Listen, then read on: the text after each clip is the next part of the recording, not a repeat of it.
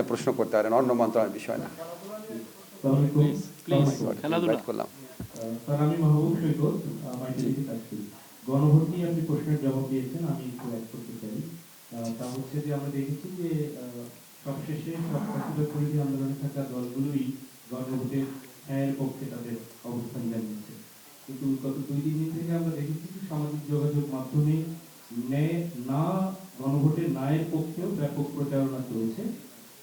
এ ব্যাপারে আপনাদের দৃষ্টিতে রয়েছে কিনা, এবং সেক্ষেত্রে এটি নির্বাচনের সময় কোনো বিশৃঙ্খলাও তৈরি করতে না পারে না না এটি নিয়ে কোনো চিন্তা না, আমাদের শোনেন, হায়ের পক্ষে বলার অধিকার যেমন সবার আছে, নায়ের পক্ষে বলার অধিকারও সবাই আছে। এখন আপনি যদি মনে করেন আপনি অধিকাংশ ক্ষেত্রে শেখ হাসিনার ফ্যাসিস্ট আমলের ব্যবস্থা অব্যাহত রাখতে চান, দেশে বৈষম্য, তারপরে নিপীড়ন, মানবাধিকার লঙ্ঘন আগের মতোই অব্যাহত থাকুক, আমার কোনো সমস্যা নাই, আপনি বলেন আমি নায়ের পক্ষে আছি, সমস্যা নাই। কিন্তু আমরা কাউকে এই প্রচারণা থেকে বিরত রাখার কোনো অধিকার আমাদের নাই, কোনো ইচ্ছা আমাদের নাই। আমরা মনে করি যে এটা মানুষের বিবেকবোধের ব্যাপার।